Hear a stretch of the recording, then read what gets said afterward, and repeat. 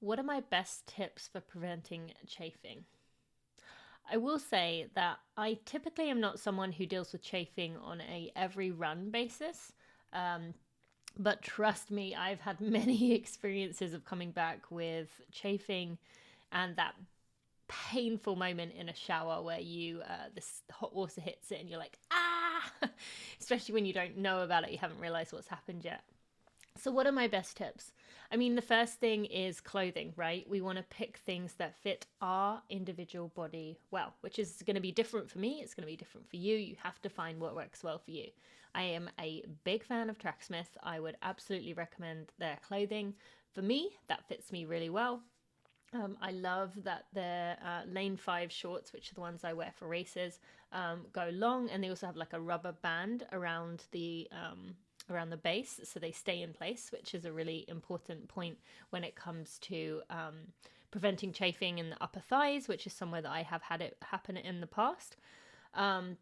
My key area actually tends to be back here. So for me, wearing a sports bra that doesn't have that happen is another key piece. However, in marathons, just to be careful now, to be safe, I do actually put some kind of lubricant there to prevent that from happening. So for me personally, I actually just tend to use Vaseline. I've always felt that was a good enough prevention for chafing. However, I will say that Vaseline does tend to, because of the grease in it does tend to stain clothes. And I have had a few clothes over the years that have been stained, and I've never really been able to get the Vaseline out. So I actually really love Squirrel's nut butter, and I can put a link below for you to go check out which one that is. I like that it comes in a deodorant-like stick, so you can just roll it. And I also can use it for my feet as well, because they are, especially on the trails, they can rub together and get blisters, so I can like scrape some off and put it on my toes. Or I can also roll it if it's any other part of my body. So for me, Squirrel's nut butter is what I tend to use, but I do think Vaseline is a good starting point. But yes, keep in mind that it probably will damage some of your clothes because of the texture of that petroleum jelly.